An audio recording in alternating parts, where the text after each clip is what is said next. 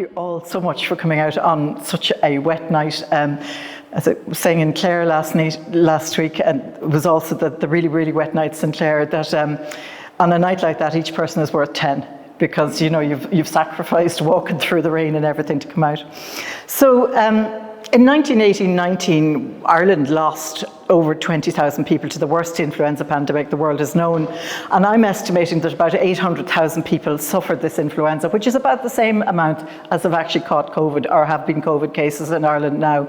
So at the very beginning of the pandemic, a man from the neighbouring county, Sam McConkey, estimated that about 32,000 Irish people could die from it if it wasn't properly managed. And we still think that that's what might have happened. And that would have been based on my 1918 statistics, given that the population has gone from 4,000 to 5,000, and that we're only talking about 26 counties then. So I think we're currently about 13,000 for the two parts of the island, which is really good. And it's because we all did what we had to do, particularly in the early part, and then got our vaccinations later. We're somewhere like America. They have 1.5 times the number died. That's 690,000 died in 1918-19, and it's well over 1 million now who died, even though we should have much better housing, much better healthcare, etc. So we were really responsible. So it silenced towns, cities and communities as it passed through. It stilled commerce and social life, and it brought with it an enormous amount of fear. This is something that would have been so unusual to talk about 4 years ago, but we know it so well now. There was no cure.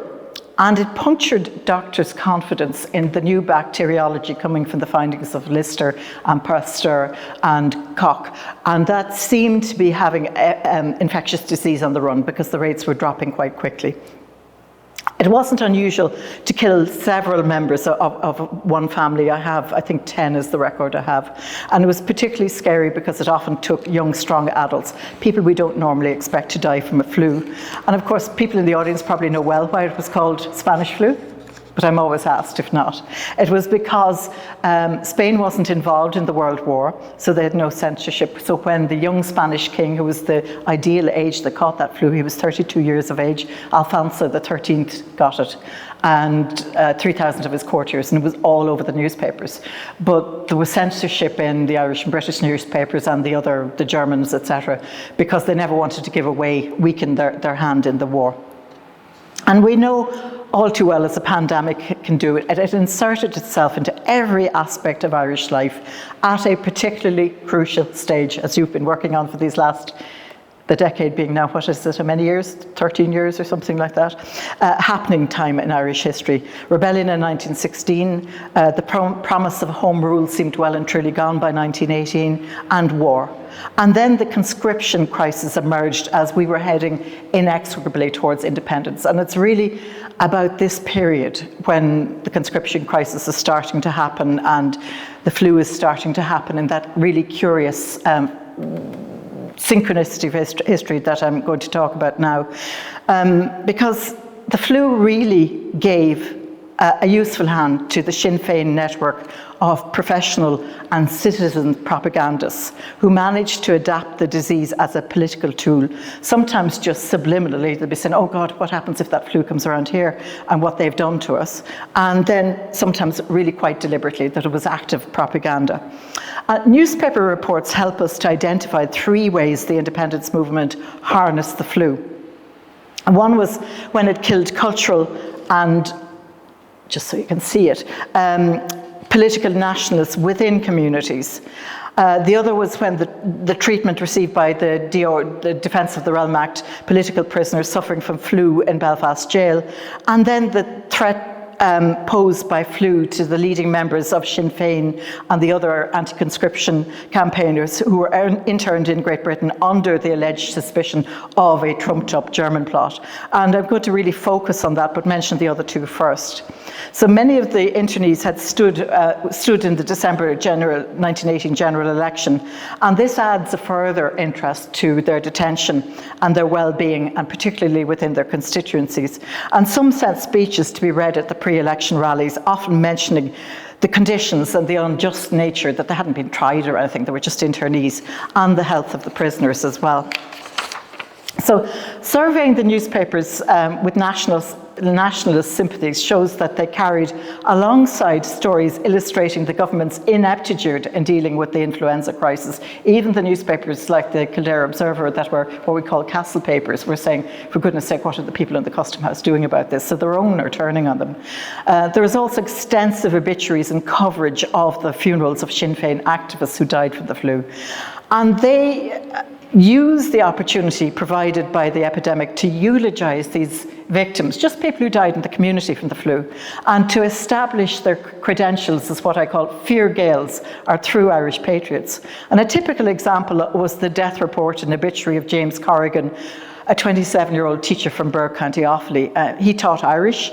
He was secretary of the Offaly GA Association, the South Offaly Gaelic League. He was a member of Sinn Féin and the Irish Volunteers. He was captain of a championship-winning Offaly hurling team, and possessed of a great talent for organisation. That even as a young age, he had been the mainspring for athletic activity in the county, and an assiduous reviver of the native tongue, an officer of the Volunteers, a strict disciplinarian, and an ardent Catholic. So he was really a veritable all-round Fíor Gael. So by establishing the cultural and political nationalism of the flu victims in their obituaries and at their funerals, propagandists were able to really harness their deaths to the Irish patriot funerary tradition. And framing the deaths of Irish nationalists to influence the opinions of the living against the government was really an art form in 1918. And even if the victims had died from a global pandemic that was completely out of the control of the British or any other government, the propaganda potential in the pre-election months was much too useful to ignore. Flu was used to highlight perceptions of the mistreatment of the Sinn Féin DRA prisoners in Belfast jail in a long-running and very public squabble between the Irish Chief Secretary, Edward Short, the General Prisons Board for Ireland, the prisoners and their lawyers. And this dispute was perceived by the General Prisons Board and others as being a major threat to prison security. And the dispute not only in Belfast, because convicted Sinn Féin prisoners in Cork, Galway, Limerick, Derry, Mountjoy and Waterford, who'd been granted ameliorations, they were waiting for transfer to a special section of the jail in Belfast, where it was proposed to keep them under conditions for well-behaved internees, but this move was suspended indefinitely when the flu broke out amongst the Dora prisoners in Belfast jail. And prison authorities, fearful that the suspension would lead to some sort of an attack on the prisons involved, moved extra guards onto those prisons. And all of this was informed by a very serious disturbance amongst the Republican prisoners in Crumlin Road with a special ameliorations in June 1918. So prison authorities were really well aware nationally how hot this situation is. On the 25th of October 1918, the Prisons Board felt it wise to report to the Under-Secretary James McMahon that there'd been a serious outbreak of flu in the jail, with 80 of the Dora prisoners infected. The Prisons Board medical member, Dr McCormack, was sent to Belfast to confer with the prison's medical officer about how to deal with the outbreak. But a row really began when a solicitor for the prisoners, Mr McGinn, wrote to the Chief Secretary, Edward Short, and asked the permission of 3 named doctors to treat Sinn Féin prisoners in Belfast prison. They wanted their own to treat them. So his letter had barely arrived on the 28th of October when there was a series of telegrams from various parties involved in the Sinn Féin propaganda operations and hitting the Chief Secretary's office as the conditions of the prisoners worst. They claimed that 111 prisoners were down with the flu, that their conditions were awful, that the men were locked in their cells with only dry bread and tea for food, that they were sleeping on the floors with poor quality bedding, and that they weren't getting good medical attention, that no nurses or hospital accommodation, and they wanted their own doctors admitted, doctors they could trust. And these allegations were published in newspapers around the country. The prison governor, William Barrows, the man I came to be very fond of as I was doing this research, I began to feel quite sorry for him. He reported by telephone to the Prisons Board on the 28th of October that there were these 111 Dora prisoners sick, and also 14 officers and 2 clerks, and that he'd employed 11 temporary warders. And the great number of sick was placing a great strain on the officers on duty, so they had to provide nursing as well, because there was a real shortage of nurses because of the war situation as well. And he asked for extra staff, and the Prisons Board sent in 3 extra warders the following day. Micheál Costello, one of the Dora prisoners, he wrote a letter to his wife, Teresa Costello, from Clondalkin on the 5th of November 1918. But his letter was suppressed by Governor Barrows as he said it contained inaccurate information about the epidemic. But it really did appear to be quite well grounded in fact. And of course, you can get these online now. I don't know if you've been into those. They're great fun to read, if such things can be great fun, but they're really interesting to read, I suppose I should say. Sound more academic-y. Just a few lines, my dear Sissy, to let you know that the flu is raging here at its height. 16 patients are gone to outside hospitals. I am so far keeping clear of it. It's a very dangerous form of sickness: nose bleeding, terrible sweats, weakness, pain in the chest, horrible coughs, getting better and then getting worse. My God, you would pity the men in the cells with beads of sweat standing out in their faces. You can imagine what it would be in a home, but in a prison cell, it is absolute murder. No man is sent outside unless he is dangerously ill. That is when he has developed pneumonia. We are getting fairly well treated now, but there are 70 in the cells yet. They should be sent to a proper hospital. There are plenty of beds to be had in the Lisburn Road. That is the Union Hospital in Belfast. I actually lived beside there for 3 years. I found Murphy lying on the floor one morning at 7 a.m. and I found another prisoner bleeding to death. The latter is the worst case of the lot outside now. There's some bad cases here, but some men don't yet get any medicine on some days unless their own fellows find that he's not got it. The lads were very much neglected in the early stages. There's a day nurse and a night nurse here for the last few days, and now they're trying to kill us with kindness. I hope there'll be no more casualties, and please God there won't be. Tell all I was asking for them. Keeping yourself, Maureen, Kit and Maisie are well, remaining your lovely husband, Micheál. So again, you know, he could well have had the flu, but he'd be trying to make his wife quite confident that he was okay. And you see this repeatedly with prison correspondents, you know, that they were sick in the hospital, but they try not to make the hospital worry. And equally, I think De Valera's family actually got completely sick with the flu, which I unfortunately missed for the book, but De Valera himself never got the flu. So, but they weren't writing in to say the family have got the flu, they're trying to keep it away from him.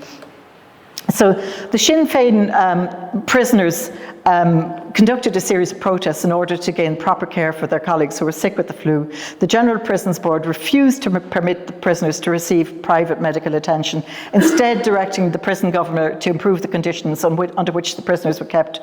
They were to get this extra medical care that he'd mentioned, and nursing care and proper beds and bedding and mattresses. The beds were taken away from them because they used them to riot, to break them up. And they'd use them to bang windows and kind of create noise to do this. The epidemic and the relaxation in the prison regime caused a lot of strain on the prison staff. Most of them were middle-aged because, again, a lot of the younger warders would have been away in the war, whereas the prisoners were generally younger. And with the new open cell door policy, the staff felt under threat from prisoners who could now potentially arm themselves with those bedposts. And prisons inspectors report in November said that 18 of the staff were ill with the flu and absent, and that the chief warder, Barrows, had lost his reason from the strain, so he'd had a nervous breakdown. Barrows' communications with the Prisons Board throughout November and December documented his fears about the possibility of violence breaking in the prison amongst the special prisoners when the relaxation of the rules necessitated by the flu outbreak eventually had to be reversed. And he wrote a letter to the board on the 7th of November, and he said, if I enforce the rules, it will be looked upon as oppression and will probably be exaggerated in the press and the correspondence. But under existing conditions, convalescent patients can and do exchange visits with each other in different wards at all hours up to midnight, and proper supervision is difficult to manage. But there are still a number of prisoners who are really sick, and it would not, in my opinion, be advisable to take any extreme measures just now. So the chairman of the Prisons Board, Max Green, and other board members agreed that Barrows should take a cautious report. And reporting back to the Under-Secretary McMahon, Green wrote that there was a great spirit of unrest amongst the special prisoners in Belfast, and the board had been informed that there was a similar spirit of unrest amongst other special prisoners around the country, and that they really should have them supplemented with a special military guard. When the epidemics appeared to have ended in December 1918, The board was considering the reinstigation of the pre-epidemic regime, and the prisoners used the opportunity to riot, using parts of the new beds that had been given for the flu treatment as missiles, and they conducted a rooftop protest and blockaded themselves into a section of the prison. They tore down doors and everything. And the pressure took such a toll on Burroughs that he suddenly took ill with an acute attack of cardiac vertigo on the 30th of December 1918 and was replaced by the governor of Maryborough prison, Horatio Chippendale. The Belfast prisoners' dispute continued into the spring of 1919 with another outbreak of flu there in March. The alleged mistreatment of the ill prisoners by the Belfast prison authorities and their political masters was really well publicised by the organisation, but ultimately only one prisoner died in the whole of Ireland during the flu pandemic, which is an incredible record and testament to the really good medical care they got. And she wasn't a political prisoner, she was somebody who was in for petty larceny in Derry, I think, and she died a day after she'd come in. But you can see in all the other prisons, Mountjoy, etc., that they're being very cautious. And that as soon as the prisoners get in any way sick, they're booting them off out to the Mater or whatever local hospital there is, so that they don't die in jail. The most interesting part of, I don't know what slide I have coming up next, of the Spanish flu and nationalist politics was in relation to the so-called German plot. In March 1918, a German spring offensive on the Western Front compelled the British government to consider extending conscription to Ireland. Of course, what's happened is that the Germans are able to concentrate their forces on the Western Front because they no longer have to fight on the Eastern Front because the Russians are in revolution and they've pulled out the war. So it looks like Germany is going to have the winning of the war, and they're really putting everything into to try and to beat the Allies. And the British government at long last think of introducing conscription to Ireland, even though their own say that, you know, there is no point. This is just going to end really badly. Irish Chief Secretary Henry Duke warned that he might as well conscript Germans as Irishmen. And others said that introducing conscription to Ireland should lead to chaos. David Lloyd George, the British Prime Minister, introduced a military conscription bill on the 9th of April. He delayed its application to Ireland, but the immediate response was to unify the somewhat disjointed broad spectrum of Irish nationalists into a national conscription resistance campaign. And within days, it was announced that the nationalist Joe Dowling had been arrested following his landing by a German submarine on the Clare coast.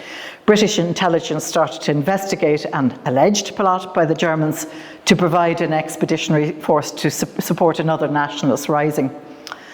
So popular support for the anti-conscription movement escalated rapidly. Public meetings were held in Dublin and around the country. I think there was a few up here too, wasn't there? Good few that I should have looked at more. They drew large crowds. Duke was highly agitated.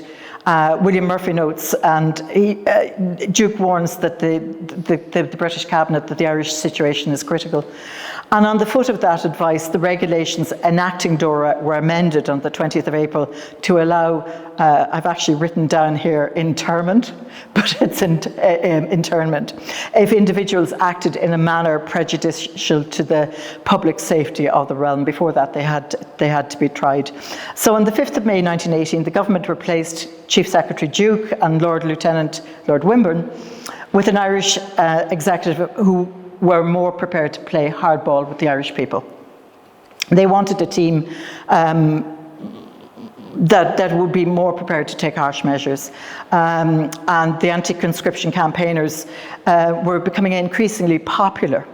So Edward Short became Chief Secretary and Sir John French Lord Lieutenant, and the new executive rounded up prominent anti-conscription campaigners under this alleged suspicion of collusion with Germany.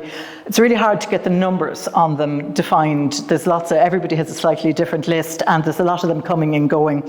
But initially, I think around 69 were arrested on the night of the 17th of May 1918, and more were arrested in the following days of months, and many of these were transported to Britain, where they were interned without charge. When Tommy Dillon, was he Professor of Chemistry? I'm trying to think in Galway. But when he was rounded up, Kathleen Lynn was actually in his house, and she put on an old shawl and a scarf and toddled out the door with a bad limp to escape. And of course, she then went working with the flu victims later on. The internees included, I'm not sure if I have this in the slide. Oh, yes, I have. 3 women who each had an almost iconic status in Irish society. On the left you see Constance Markievicz, in the centre you see Kathleen Clarke, and then on the right you see Maud Gonne McBride. And Clarke's arrest caused a particular outcry, as her 3 boys had already been left without their father when Tom Clarke was executed, and she was known to have a very weak heart and to be in very frail health. The women were sent to Holloway Jail in Islington. The men detained included Arthur Griffith and Eamon de Valera, who you saw on the earlier slide, and several journalists who worked on propaganda. They were making damn sure to get them out of the way, including Willie Brennan Whitmore from Wexford and also Robert Brennan from Wexford. And they went to Usk, to Birmingham, to Gloucester, to Durham and Lincoln and Reading. So Dev was in Lincoln, and the flu never went to Lincoln. So Irish history is peppered with the stories of perceived British injustice towards Ireland's nationalist politicians, and the German plot very quickly becomes one of these. Even though Lord Wimborne suggested that evidence in support of the plot was really flimsy, nationalists portrayed it as yet another example of British hypocrisy, as Britain was fighting in a war to protect the freedom of small nations. The German plot became really a coup, not just for the perceived oppressor, but for the perceived oppressed. They won the propaganda war, because public opinion was swiftly persuaded by this propaganda, carefully pasted in friendly newspapers, like, for example, the Irish Independent, which Honor and I both worked for, and usually you'd find in most towns they would have one paper that was very prominently pro-nationalist, and at that time still one paper that would be pro-Dublin Castle. Joanna from Westport wrote to the interned Pisugru, first name, it's gone Paddy, is it? On the 24th of November 1918, "You're more of a power in Irish affairs than if you're out. We all love the felons of our land. You know now that the election fight is here, we must arouse the best feelings and sympathies of the nation. And the silence of the Sinn Féin leaders, because enforced, is more effective than any amount of ability from the platform." After an initial settling in period as terms and conditions were negotiated between the prisoners and the prison authorities and the Home Office, there's all this discussion going backwards and forwards, the terms were relatively relaxed, with the men and women treated more like civil detainees, but in a prison rather than a camp. Their correspondence is very rich, monitored by the postal censor, so we get to read that. And the communications from the internees carried to the press had been submitted through the press censor. And despite these instructions, uncensored news occasionally managed to get into the papers. The first wave of the flu broke out in mid-June, and they were arrested in May, shortly after the roundup. And 3 of the internees were medical doctors, Richard Hayes, Brian Cusick and H. Russell McNabb. There were repeated appeals in the Dublin and the regional papers for the release of the 3 to tend to flu patients during the crisis, and each of the local boards of guardians around the country, you very quickly tell what political shade they are. In Wexford, only the Wexford Board of Guardians, which was very unionist, didn't call for the release of these doctors.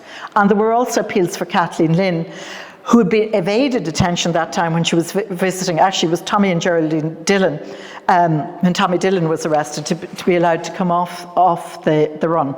So the flu epidemic, unpredictable and life-threatening as it was, naturally caused extra anxiety for people separated because of the German plot, and Sinn Féin sympathisers and the families of the internees wrote to newspapers and to the prisoners of their concerns that the prisoners, many of whom had already previously been in jail, so their health wasn't good, that they wouldn't be able to cope with the flu or an epidemic to arrive in their prisoners.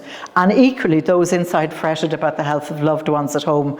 And the postal censor remarked that some of the prisoners' letters were showing a lot of depression about the ravages of the flu epidemic in Ireland. And it also shows the correspondence that the nationalist leadership and their families had really close friendships, like Kathleen Lynn's Terrace Diaries, which have just been published or just about to be published, going to be a wonderful book by Mary McAuliffe and Harriet Wheelock from the College of Physicians. I've read them. They're very, just really short entries.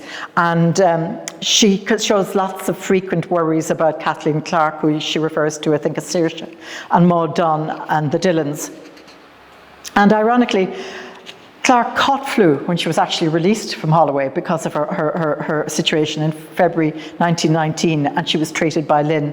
Gunn was released from Holloway in November 1918. She had TB, and she was ordered to stay in a sanatorium in Ipswich until further order. And Markovich was then released when the rest of them were released in March 1919. Tommy Dillon's wife Geraldine gave birth to their second daughter Blonid on the 26th of May 1918, and in her book Honora Bralcon describes how in a hot June mother and 2 infant daughters caught the Spanish flu. Dillon recalled, "I remember trying to nurse poor Blah, who was a month old, and got it badly with a temperature of 104 degrees. I would wake up to find myself singing, waking her up by singing to her to sleep in a loud voice." In mid-October, one of the internees, Offaly County Councillor Thomas Russell from Tullamore, was temporarily released from Birmingham because all 4 of his children were threatened with death by the flu. And before he arrived, his eldest son, Cecil, had collapsed into a coma and survived his father's arrival by just hours. He died on the 16th of October, and Russell, under the circumstances, wasn't asked to go back to jail. Kathleen Clark revealed a lot of this tension surrounding the disease in her autobiography. She said, "Then we read of the terrible epidemic of flu raging all over England and Ireland.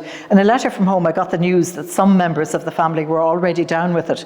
And for weeks after there was no letter, I was sick with anxiety, as you can imagine. What was wrong that I had no letters from home? Were they all dead? And at the end of the 5 weeks, I got a big bunch of the letters that had been held up in the censor's office. I wonder if the censor knew what suffering had caused me. The news was good. The family were neither dying nor dead, but some of them had had the flu," she wrote. Gunn and Markovich also expressed concern in their letters about Clark's health. And it's a bit, they talk down about her all the time because they're rather more upper market than them. Gunn had been determined to go on hunger strike, but was put off the idea when Clark and Markovich said they'd both join her in it if they did it. And Gunn said in her witness statement, "I knew it would kill Kathleen, and I tried to dissuade her, but they were so determined, so I gave up on that occasion." And she wrote to Hannah Sheehy Skeffington in October 1918, "We're very anxious about Mrs. C." She doesn't call her Kathleen.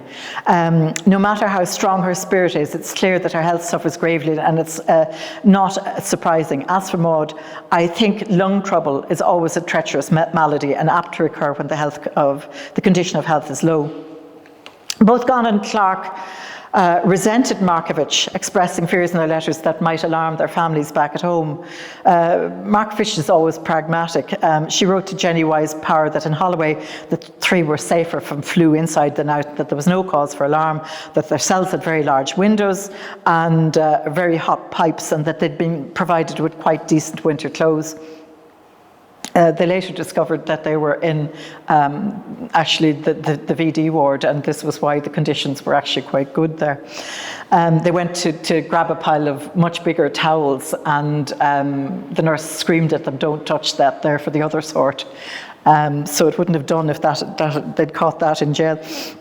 In late November, several of the internees in Ulster caught the flu, and at first were nursed by their colleagues as the prison doctor was away at war.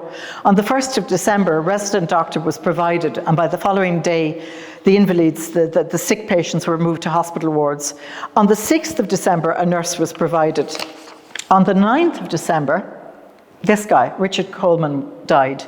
His comrades carried his corpse out late at night in a torrent of rain over 2 prison yards to their wing of the prison. Coleman had really become a hero because of his part in the 1916 rebellion and in the hunger strike in which Thomas Ashe died.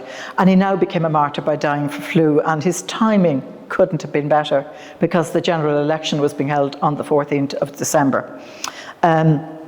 So Sinn Féin immediately claimed his death as murder in prison.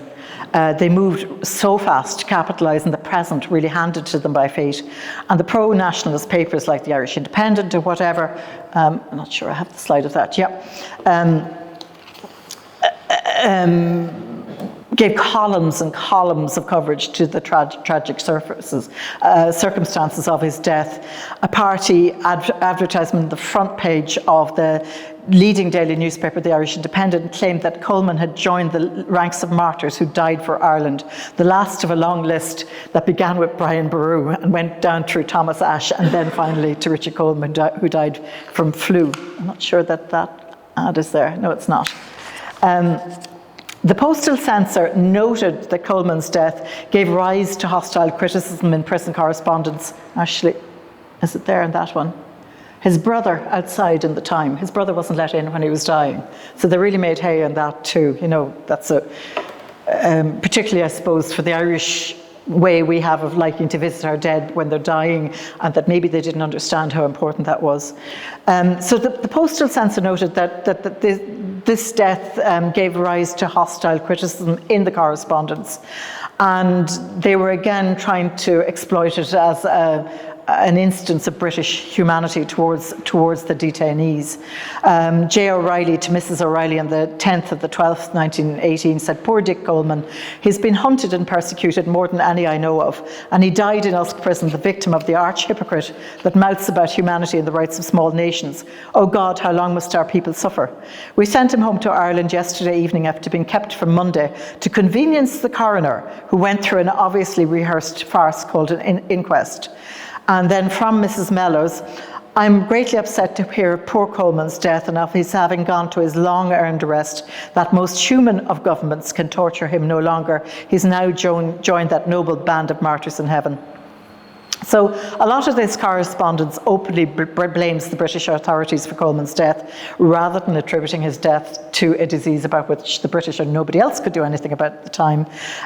Bernard Flannan writes to Bridget O'Flanagan, "Although the authorities say his death was caused by the flu, that's not taking the responsibility off them. Thomas Ashe was murdered and forcibly fed. Poor Coleman was left to die in the want of proper treatment in those filthy cells, and his brother at the door. And Richard was gone when he was admitted. Oh, the savages. But however, he died for a good cause, for the love of his country. What all our brave boys are ready to do, as I say often, the more they arrest, and what is more, the more they murder, the stronger we are. But who knows what may turn up. Perhaps they want to kill more of you with the flu, by the way."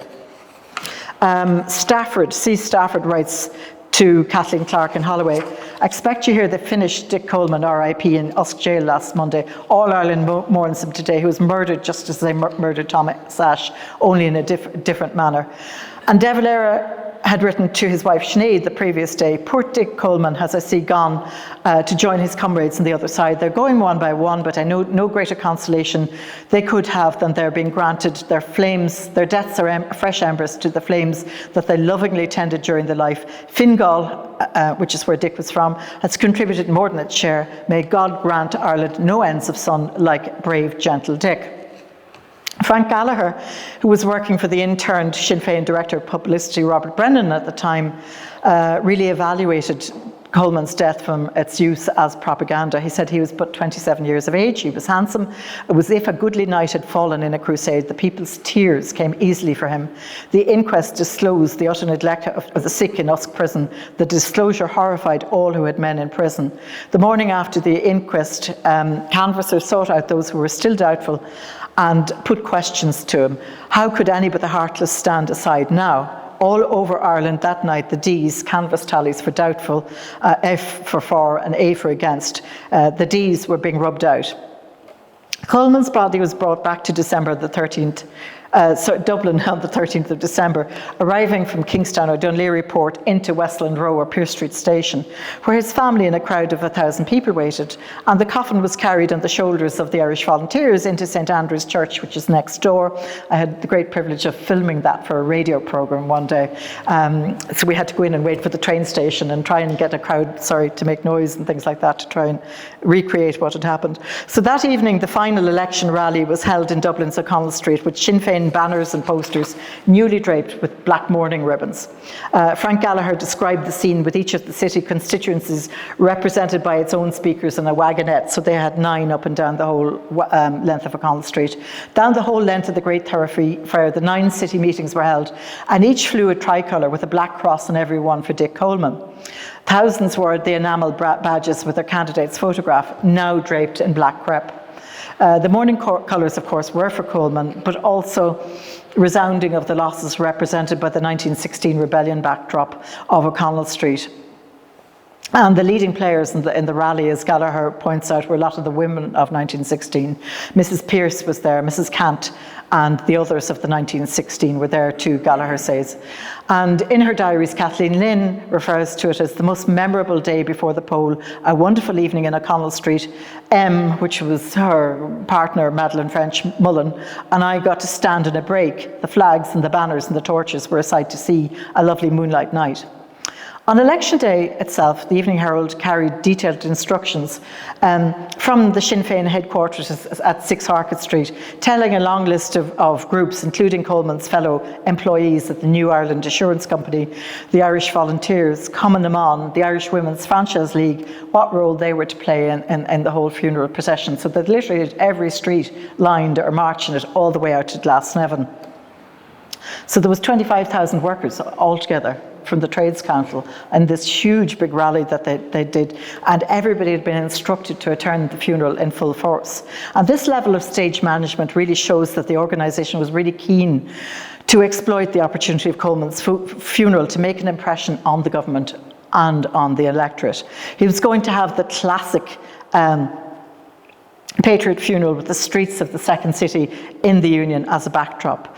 But state management alone didn't explain the 15,000 who turned out, or stage management, in a rain-stricken Dublin in his honour.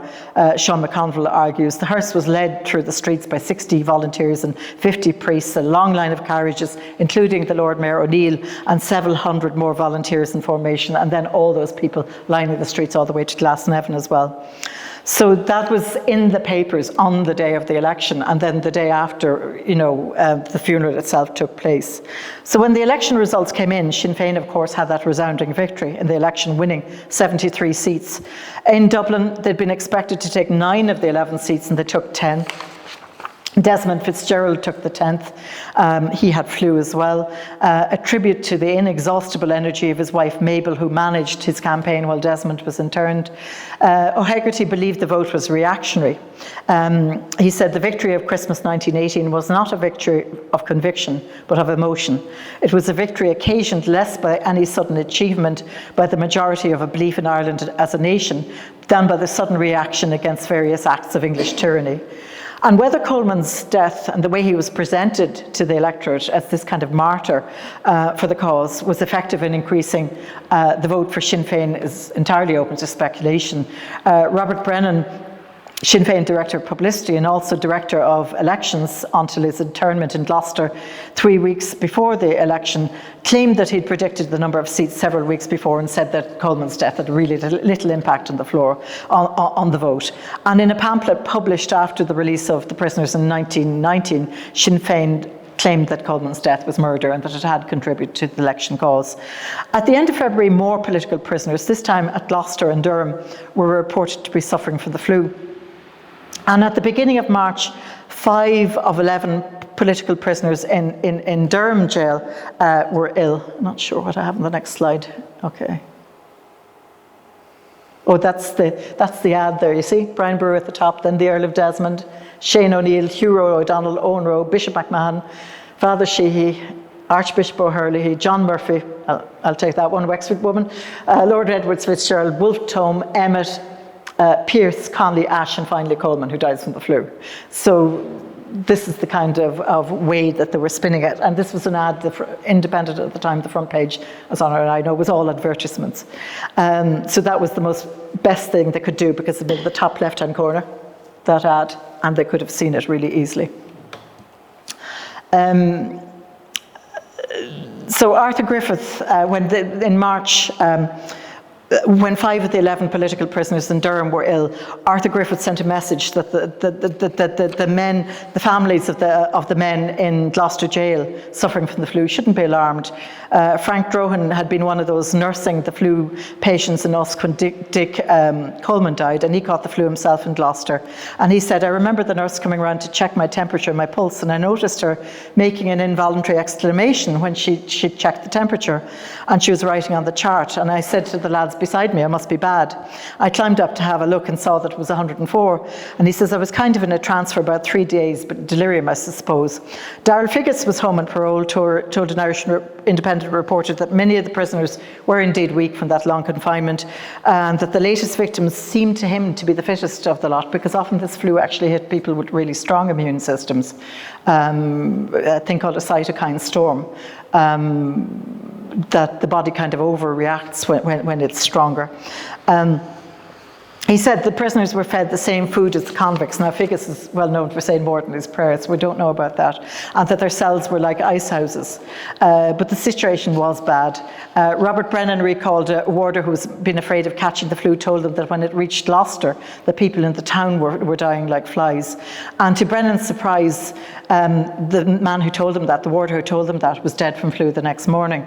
The authorities really acted prudently. They sent the very sick prisoners out to nursing homes, and Brennan wrote that the prison stank of plague. By doctor's order, we were allowed to exercise in a larger ground where we could play rounders, and we were served with doses of a particularly potent tonic, like all the tonics had alcohol in them, each evening just before lockup time.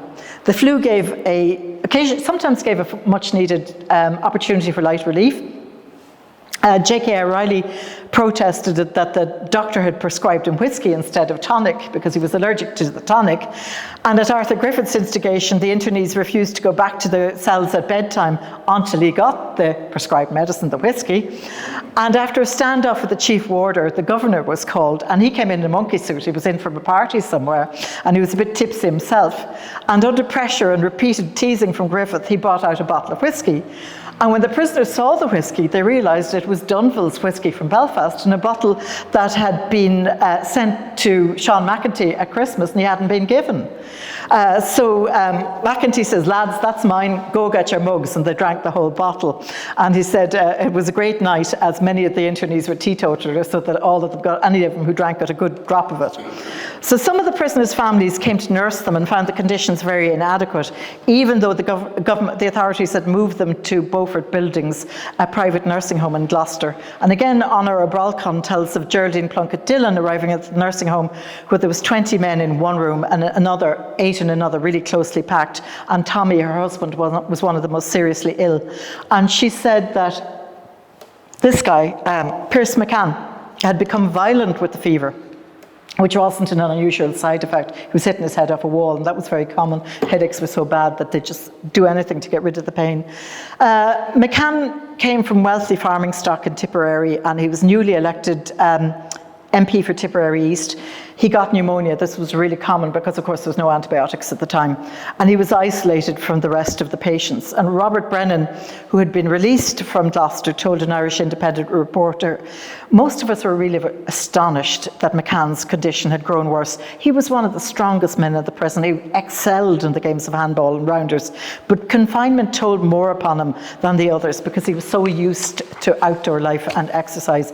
During the anti-conscription campaign, he'd been cycling 70, 80 miles to rallies, huge distance. He was a sportsman. And he pestered the prison doctor, asking over and over again, could this thing kill if it infected? And the doctor told him it was quite possibly would. And so McCann said if any precautions were being taken, and he subsequently complained that nothing was done to spread the epidemic. And Brennan said he really did seem to be very down about it, and he thought therefore maybe a bit more vulnerable to it. So the government were so afraid of any more adverse publicity that they decided to release the prisoners, and they staged a staggered release. And yet the impression is often given that Pierce McCann actually died in jail. He died out in that nursing home. He was only 35. His loss is a major shock. He was renowned for his athleticism. He was a handsome hero who was very popular with the women. I've read a lot of his love letters in the National Library. And the circumstances and timing of his death again play straight into the welcoming hands of the Sinn Féin propaganda machine. The public perception is that he died in captivity, even though he'd actually been released.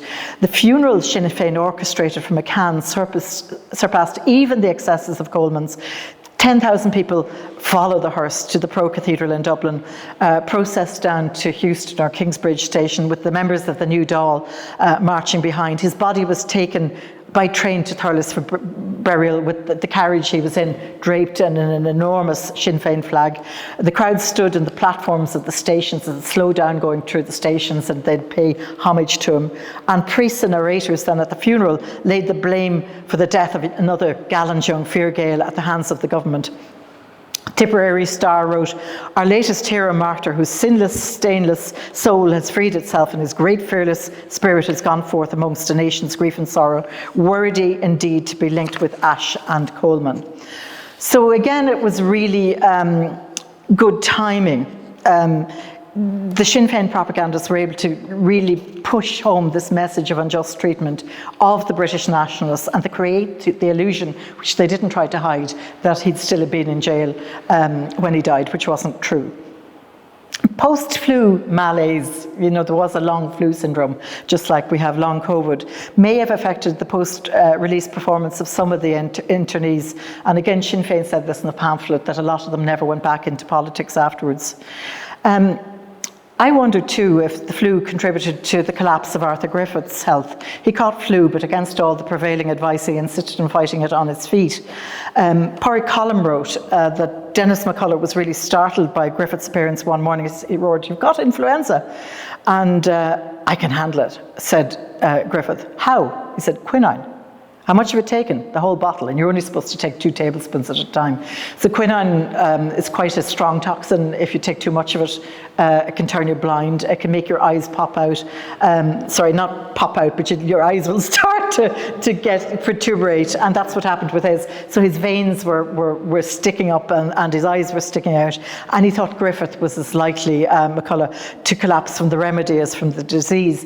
He had a reputation for his physical strength and witness because of his early gymnastic training. He had a deformity of some kind, regular cycling and his daily swim in the 40-foot.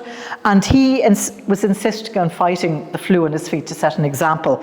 And I wonder, did that actually contribute to his premature death in August 1922? We were saying he bent down to do a shoelace. He'd had a bit of a breakdown in 22, and he was in a nursing home somewhere, was it Marion Square, I think, or somewhere near there, and he bent down to do his shoelace, and an artery in his neck severed, which apparently is a really common way of dying.